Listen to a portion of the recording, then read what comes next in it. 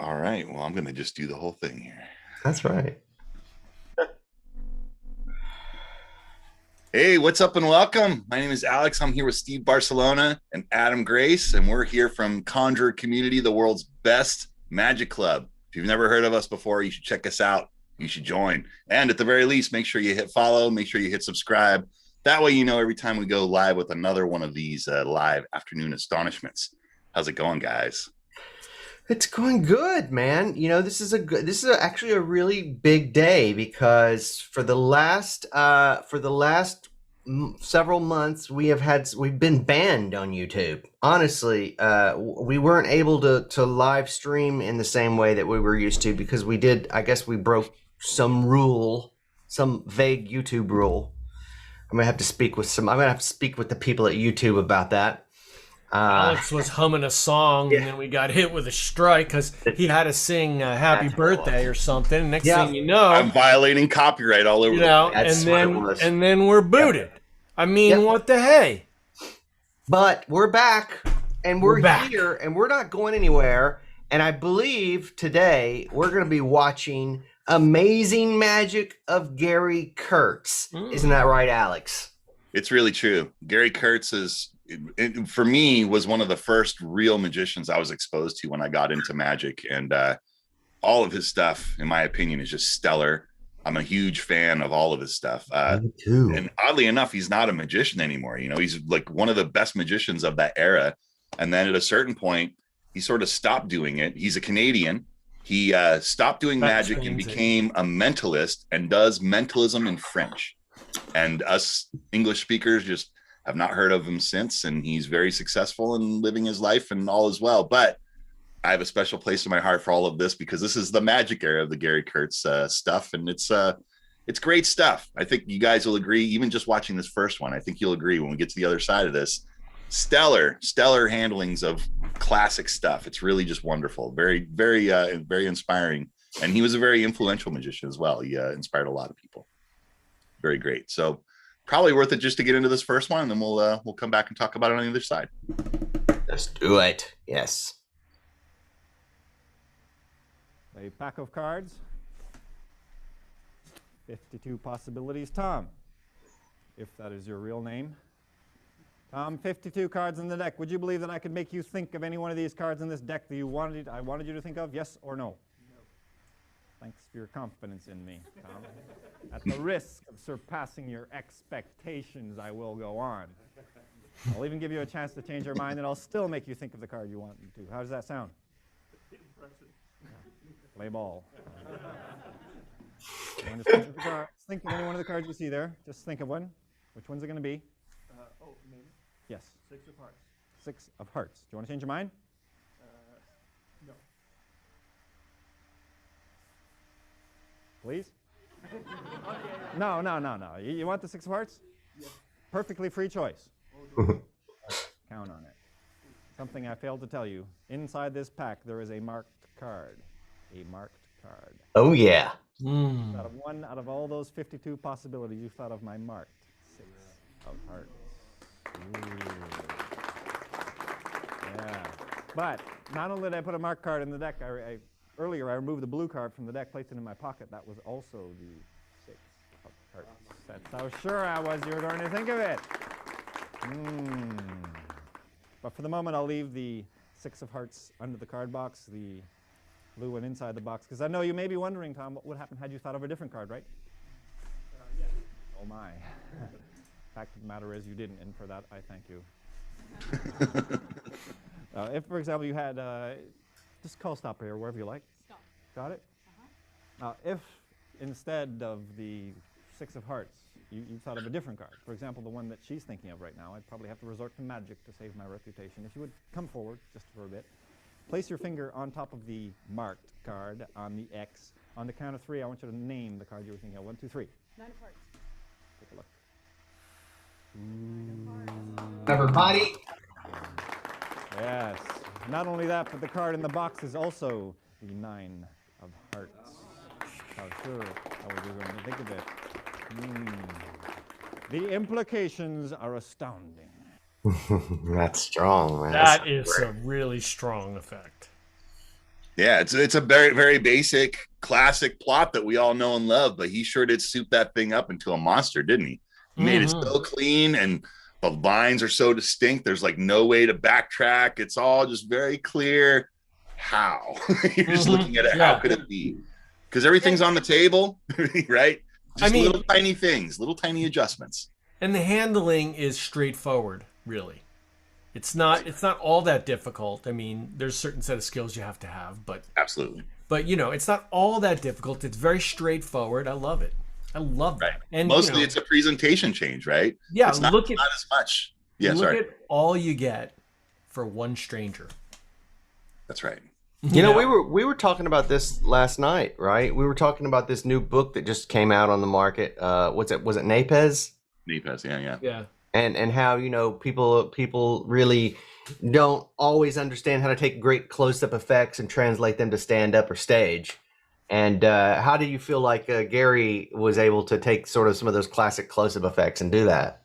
I think that he's a master of that very thing, because there's many effects in his repertoire that are like that. They just seem like they were down on the table. They were always going to be table tricks, but he's able to work for basically a banquet room on an elevated platform, right? He did a lot of, the standard stuff we talk about a lot of corporate shows where he's just working in a banquet room, right? And he's just basically trying to do things that would normally be in, the palm of your hand and bring them up.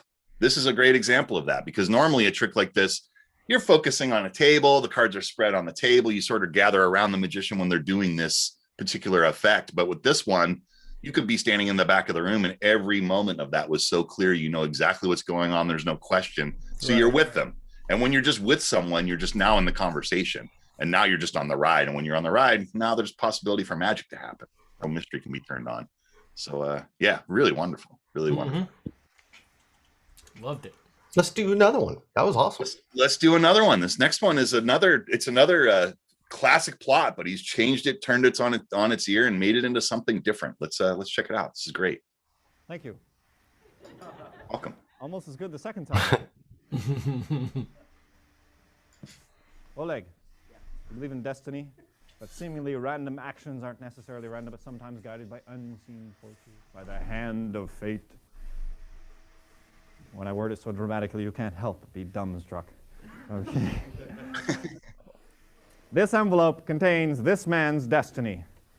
Not your ultimate destiny, Tom, so don't worry. I want you to come on up here for a second. Give the cards a shuffle. Quick little shuffle.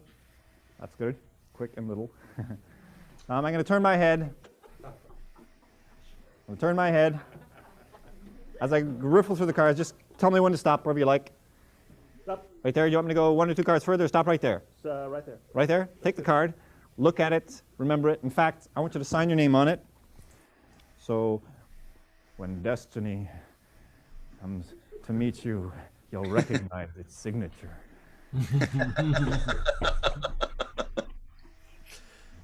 He wrote his name and hers and a few other people there too. Come along.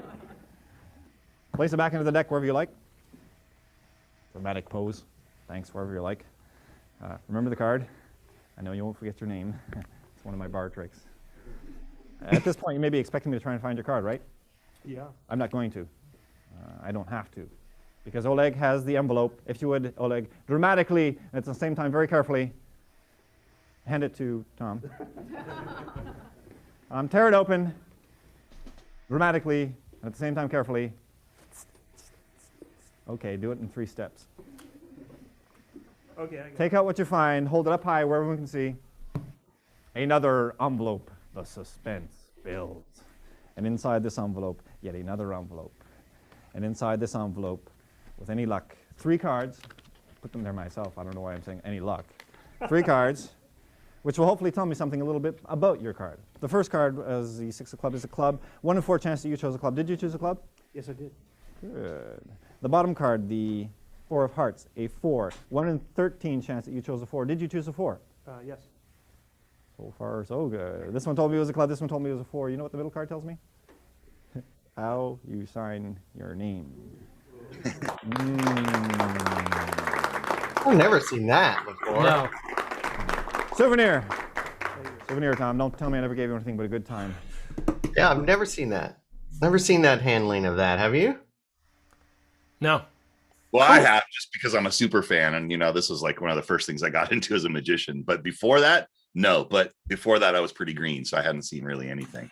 I don't think I've ever seen him work. I've read some stuff. I've seen other people do his stuff, but I don't think I've seen him. And I'm really surprised at like his demeanor. It's very fun. And I'm kind of shocked by that. I guess I don't. I confess I'd never seen him before though. He was working a lot of comedy clubs in addition to doing the corporate scene. Another famous magician that I know he was friendly with at the time was Richard Sanders. And Richard seemed to be in a similar path where he was working a lot of comedy and trying to integrate as much comedy into the magic as he could, so that it was, the tennis match of bouncing back and forth and so forth. But yeah, it's definitely a different tongue-in-cheek presentation for all this stuff. He's really, sort of hanging in a place where he's I don't know, just sort of poking fun at magic in addition to doing like knock you down killer magic, right? He's like just like sort of poking fun at the whole process, and it makes it real light and easy to hang out and be a part of. You don't feel threatened in any way, and I think that's a good lesson for magicians, just to see a guy really being able to set people at ease like that. Our members have been chatting about it, and it's very true. Yes, that was a great force. We'll talk about it in the after show. It was really good though. And also the handling of the envelopes. I think it was all beautiful. Let's talk about it in the after show, because I think you've got some work on that, right, Alex? Sure, but there's probably another one. I have a feeling it might be this next one. This is a thing that we might want to talk about in the after show, because this thing sort of became legendary, and it's only on video. It was never in print. This is just a great handling of a classic coin trick. You might recognize it, and you might not. But he took something that is like a standard, what could be considered a standard dealer's item, and he made it into something far beyond what it ever could be, the way you all know it. Love that kind of thing. This thing is awesome. I love this. I love this. Let's check this out.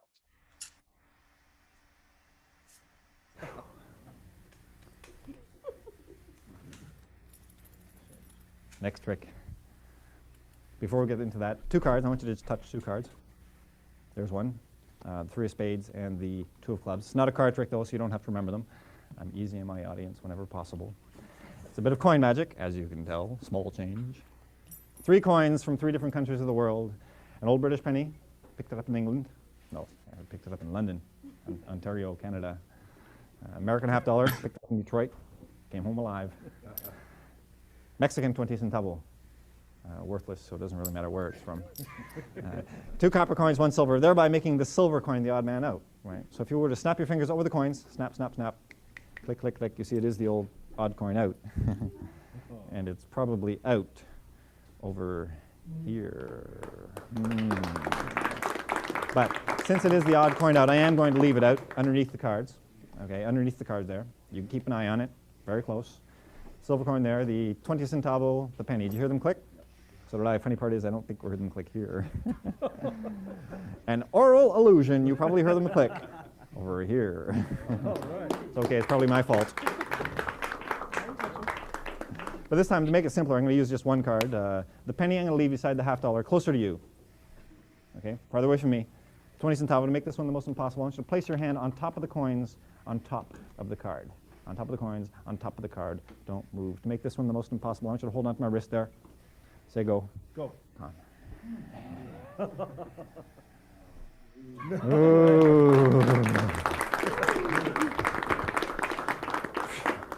The hard part now, just the 3 coins, 2 copper coins, 1 silver. If I were to take the silver coin here, what would that leave in this hand? 2 copper. Right, you've heard of foreign exchange, haven't you? I've seen it. Ooh, one more time, 2 copper coins, 1 silver. You remember the last time I took the silver coin out? I went like this, had the silver coin here, 2 coppers. Remember that? One more time, you'll understand for sure. 2 coppers and silver. Actually, the last 2 times I took the silver out. This time I'll leave it there. If you hold out your hand, I will hand you the penny and the 20 centavo, leaving me with the $50. Don't drop them like the last guy did. I'll take this one, drop it here, the other one, drop it there, the penny and the 20 centavo. Thank you. That was amazing. Right? So there's another thing you should know about this. Imagine this. Imagine that whole same thing happened, but instead the lady was sitting right where he's placing the coins down on the table. Or he's sitting right where the coins are. He's sitting down, and the lady comes up behind him and is covering his eyes, and he's doing all of that stuff, and she's just right there while he's doing the whole thing. He sort of up the ante and changed the performance and made it just even more hard hitting. And I'm wrong now. No, I'm thinking about it. He's standing behind her. She's sitting at the table, and he's doing that while he's crouched over her. And all of those things are basically happening under her nose on the table, and they're all appearing under those coins while she's sitting there, and they're sitting right in front of her. And it's, even without that, I think it's the most stellar handling I've ever seen of this trick before in my life. And it makes it into a real showpiece instead of it being like, if you're familiar with this thing as an old school magic store dealer's item, it's a real basic trick. There's like 3 phases, and it's like, oh great, there it was, and you did it, and who cares? Right? And with this, it's like it's elevating up to that place where you get to appreciate how amazing the trick is that you're actually buying, right? Because when you get to the place where those coins are changing places, where it's 2 coppers for the silver, and you're going like this and it changes, like that's impossible. But generally, that's the whole trick. And you don't have any way to appreciate how magical that is because you've never seen any magic before. You're getting to know the performer. They're doing a couple things. And by the time you get to know the person, the trick's over. And you can't be there with the mystery and actually enjoy it. This thing has all those really big, mysterious things happen that are just basic sleight of hand things at the beginning. So that by the time you get to the meat of what that thing is, it hits you so hard and there's nothing to backtrack to. And it's just so good. Yeah, I'm a fan. I love this trick so much. So good, man. Well, we've also learned that Gary Kurtz not only has a great mastery of cards, but coins as well. So he's got a pretty giant wheelhouse with a lot of classic magic underneath. Pretty impressive, I gotta say. I remember, you said at the beginning of this, Alex, you were talking about how Gary was a real name when you were coming up in magic, and I remember it too. I remember seeing his name everywhere, conventions, like Magic magazine, stuff like that. Like people were always talking about Gary Kurtz, and then you're right, he just disappeared, like he's just gone. I don't know where he went either. But this is pretty cool stuff, and the fact that he's got such a mastery of all the sort of classic card and coin stuff. What else does he do? He does it all. He does it all. And really, there's a book that I think is essential reading for magicians. If you're a fan of theory like I am, there's a book that Gary put out. It was really more like lecture notes. It's a thing called Leading with Your Head. Changed my life as a magician. I highly recommend you go and find this thing. It doesn't look fancy. There's no hardcover, right? It's stapled, right? It's not going to be anything beautiful on your shelf, but the essays and basically the ideas put forth there by Gary, they're if you're a serious performer, they will change the way you look at a lot of things, and they will put you more in tune. These notes will put you more in tune with just yourself as a performer, and more in tune with your audiences and performing for them and meeting them where they're at. It's really something. And it's clear that Gary's a guy who's been there and done that. He's worked every kind of venue that you can work. And this material is the stuff he's doing in those venues. Well, when we knew him as a magician. So let's check out this next one. This is another intimate piece where you can do this with a couple. This is a great walk around piece. It's a very intimate piece. And you can see how this would be one of those things that would just accent how wonderful a relationship already is by just doing something like this and sort of just putting a little cherry on top, as it were. It's really great. Now for something unusual, a demonstration of the power of love. You heard me right, the power of love.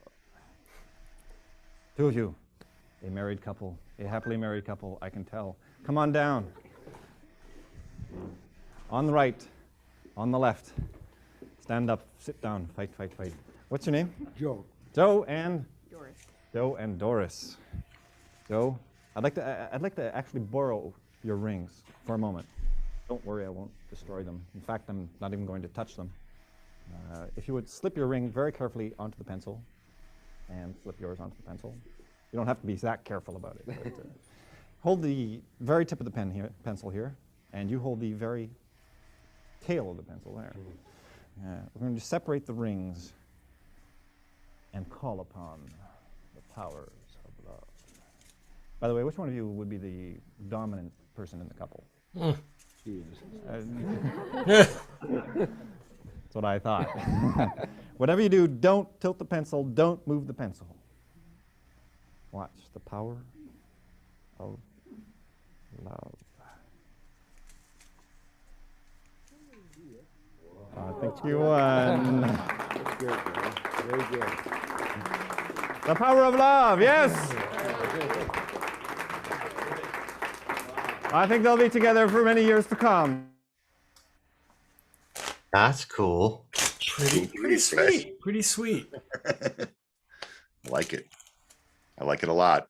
It's a good walk around piece. And again, you're bringing people together, and that's a great launch point to go into something else. Even any of these other pieces that we've already seen, right?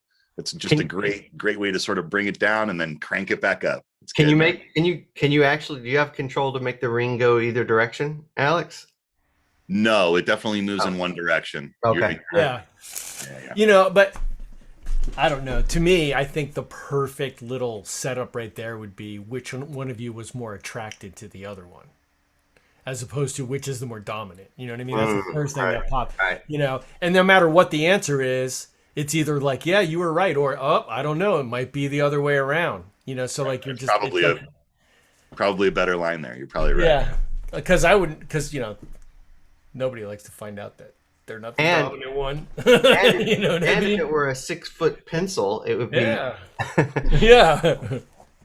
You get a big pencil. Yeah, exactly. That's a really cool take on that. Like, just that kind of work. I know that's right up your alley too, Alex. You love that kind of stuff right there, don't you? Yeah. Well, animations definitely win the day. Anytime you animate something without touching something and it starts dancing or doing something on its own, it looks real, right?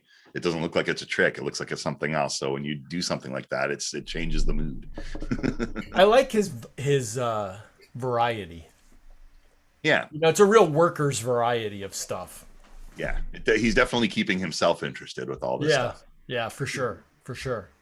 And he's got interesting takes on so many different plots too. It's cool, right? Again, I hate to throw the word around so much, but it's really inspiring. It just shows you more possibilities, I love it. I kind of thought for a minute we were about to see a Two Rings link, just because of that classic use of the pencil for that. Oh, right, with the setup for it. Mm-hmm. Yeah, totally. Yeah, and then so I was really kind of surprised. Like I thought it was heading in one direction, and it was definitely not in that direction. But it kind of sparked an idea. Like I think that I have to say thank you, Gary. Appreciate that. That might have inspired an idea or two. I kind of like that. That's a cool trick, man. Yeah, that's super. I was just looking up the leading with your head, right? I was just Googling it to see if I could find it. It is available. There's a couple of places, but it's not there's not a ton of copies out there. It was written in 1992. So it's 40 pages, and you're right, it's stapled together. It looks very low tech. It's kind of the way magic used to be. In case you're new to magic and you haven't, been doing magic. I mean, back 30 years ago, 40 years ago, even, magic books were oftentimes stapled together. All right, At least the notes. Trade. Yeah, it was the notes. It was the lecture notes. You had to have, or they use this clever word. They call it a manuscript. That's right. I have Go an ahead. entire bottom shelf of stapled together lecture notes down there. That's where all the Some of them gold in is. binders. They're spiral bound and Some are cone bound. binders. Yeah, like all kinds of stuff like that. Yeah. Yeah, and also like back in the day, like we did have books. I mean, we had great books back in the day, but the thing is that those had to be professionally published, and your everyday man or woman didn't have access to go and print a book of their material out. So often the way we self-published was to use staples and a copying machine. I mean, that's the way we disseminated almost all of the greatest lecture notes and self-published material back in the day. It's so easy now because we got all these programs to do it with. You can make really nice polished books. You can print them on, direct to print online and all that stuff. It's just way easier for creators these days. I've got the same thing, Steve. I've got that giant giant pile of lecture notes too. One time I was involved in liquidating a man's magic estate, and there was, I would say 8 to 10 like 4-foot stacks of just comb bound stuff, and you should have seen. I mean, it's everyone knows that's where the good stuff is. So, That's right. So Sometimes when we had the that's where you find sale, the best showpieces, man, that's the way it is. second guy in the door, some was just like, how much for all of it? He'll just take all of it because it's essentially the magic library. Yeah.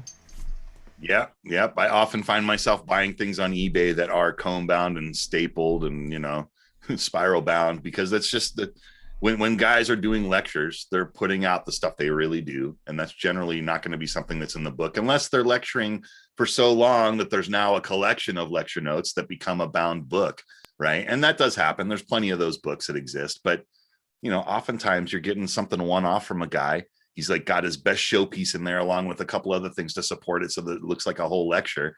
But that's where you get that piece of material, and that's it. It's nothing else, right? You're paying for staples and some photocopies. That's the way it goes.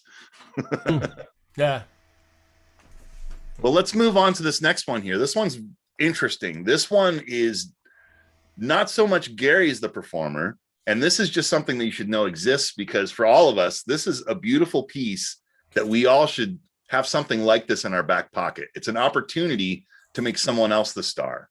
But the person that you're making a star, they have no idea how they're doing any of the stuff that they're doing. And basically it's card control. It's basically like a card's being selected and it's being found, but it's being found by a spectator. This spectator has no idea how he's finding the card. He's just following the instructions he was given by the magician. And he looks like a star and has no idea why he looks like a star. And it's just a fun little piece. And it's a simple thing that you could do and teach to someone so that you could have the same situation, so that at a certain point, you turn the spotlight off of you, even though it's still sort of on you, and you put it on someone else and let them sort of share the limelight with you. So let's check out this next one. This is a lot of fun. Gary's still here. Gary's going to do a card trick for you, because we have the same name. We have discovered that we have an incredible empathic ability going on between us. So we are going to do a trick for you. Glitter. I'm going to spread the card. Just touch anyone you like. Which one's it going to be? This one here? You want to change your mind? No. Look at it. Got it? Square it into the deck. Just push it in. Give the cards a little bit of a shuffle. And then Gary, you can come on over here. Just yeah, that's it. Good. Yeah, you got that action down. Good. Hand the deck to Gary. Gary will spread through the cards psychically using his psychic intuition. He will remove the card that you chose, with psychically, quickly. I think he has it. Well, yeah. Did you think you cut to it? I have no idea. What was? I think you may have cut to it. What was your card?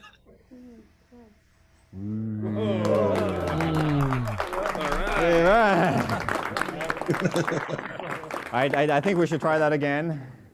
Once could have been just a chance. Just take any one. Look at it. Remember it. You got it? Just drop it back wherever you like. Thanks. Square up the cards. Make sure they're a nice and neat squared pile. And then just make sure they're all together. And then give them a quick little shuffle there. Quick and little. That's it. Good. And hand them to Gary. And this time, even quicker than the last time, he will spread to the cards, cut the cards, he will psychically find your card. They're cut? Psychically found. What was your card? Ooh. Hey. Making it a little more difficult. We're going to make it a little more difficult. I'm going to just riffle through the cards here. Actually, mix the cards up first. Just give them a quick little mix. They've been mixed by him, mixed by her, mixed by everybody. Okay, you mixed them up well. I'm going to ask you to push back the corner with your left thumb. Push back the corner. Peek at the index of one card, any card you like. Just push back the corner. You got a card? He's got a card in mind. All you have to do is ask whatever his name is. Gary. My name says Gary. Yeah, just have to ask him what the card is. He will tell you. What's the card, Gary? I think it's a 4 of spades. That's exactly correct. All right.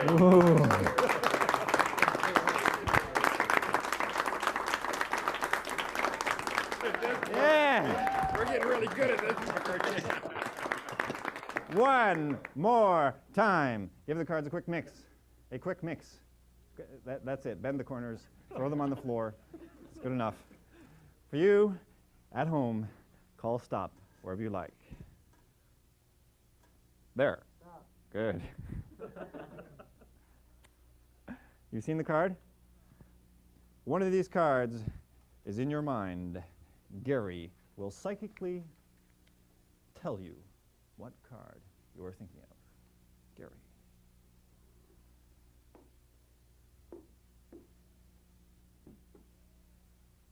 King of Hearts. Yeah!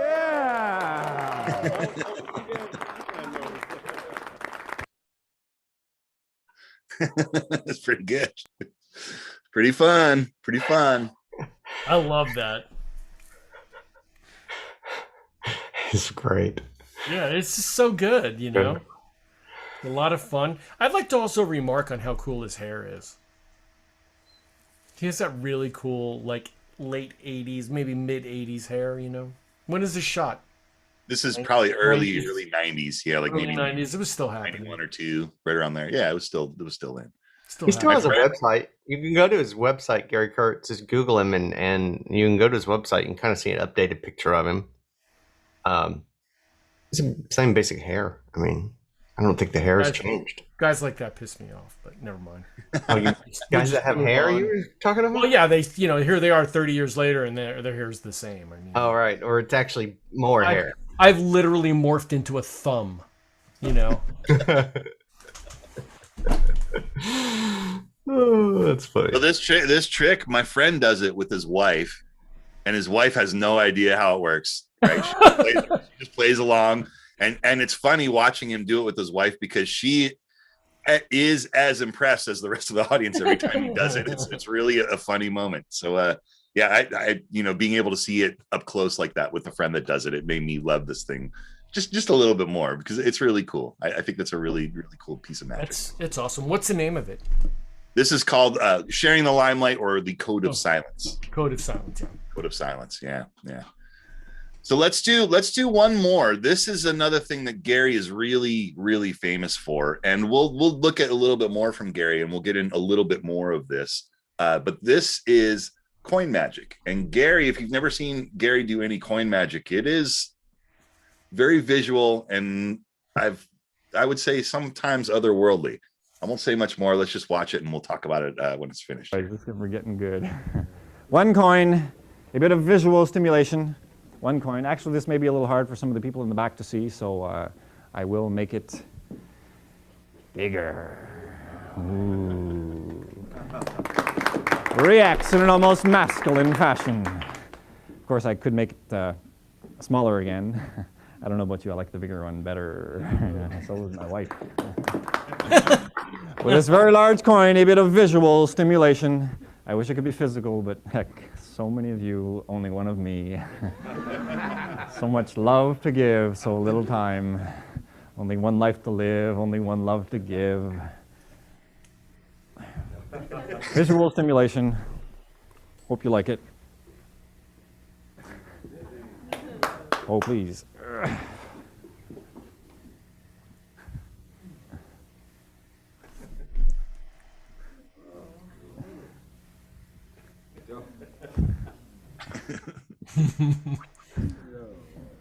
Oh yeah, do this all day. Think I will.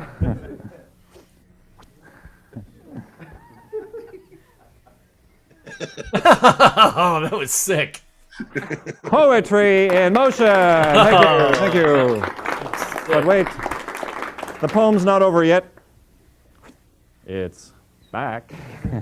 It ain't Chucky, but it's back. Do me a favor, feel it, make sure it's there. It is there. Tell me you want it. I want it. Because when you want it, it gets even bigger. Ooh.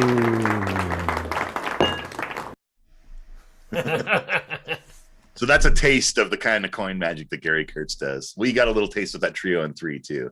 It's pretty good, man. It's very visual stuff. And again, reads from far away with those big giant coins, right? Really good stuff. You can play for a large audience, and it's I'm just a sucker for that kind of coin routine, you know. Me too, man. I'm just the a thing where it's sucker going for and it's that. on both arms. Yeah, and it's like he's That's doing great. this thing, and then it gets bigger. It's like I love that. Yeah, I do too. You know, I just love that stuff. He's got this great. He's got this really great vanish with a like a silk where you put the coin in it and then you just cover the coin with silk and you uncover it and it's gone. It's a really beautiful vanish that he teaches. I mean, he actually I think his coin magic is some of the best stuff that Gary does. But if you can find any of his instruction on some of the coin stuff that he does, he has some really good teaching, and I really particularly love his coin theory, his coin stuff. I just think it's really good. It's really kind of interesting because when you look at, we'll get into more in the next episode of this, but when you look at a lot of the coin magic that he was doing, he was sort of like right there on the cutting edge. He was, bandied about as one of the guys that probably was playing with the idea of the 3-flyer, all that fingertip coins across stuff. At the same time that all the other big guys were doing it, he was just in Canada, so no one was noticing, but Gary was doing the same stuff. He was right there on the cutting edge of all the hardcore coin magic that was coming out in the 90s. Like Gary was definitely a leader in all of that stuff. And, just one of the best. I think he's literally one of the best coin handlers of that era and probably still can do all of that stuff flawlessly now would be my guess, because once you get it, you got it, right? Awesome stuff though. Yeah, totally. I mean, when you see, again, we talk about this all the time. You can see he's a worker. You can just see that it's not just a lecture. This is stuff he does. This is his living. This is what he does. This is stuff he does, and he's fantastic. I mean, that last coin routine is just the kind of thing that, I can remember there was a time I would see that and I'd just be like, oh man, I've got to have that. I don't care how long it takes. Right. It's just so great. Yeah, it hits you so hard when you see that. Just for me too. I wouldn't even show it. Just for me, Totally, man. Totally. Good stuff. Good stuff. So, well, I think that's probably it. If you guys are here and you're still with us, it's probably worth it to just hang out. We're going to go into the after show. We'll talk a little bit of shop, talk a little bit more. And you guys should come and hang out in the back room too. But to do that, you got to join our club. So thanks for joining us today. Do us a quick favor, hit follow, hit subscribe. That way, every time we go live with another one of these and you can join us and we can hang again. So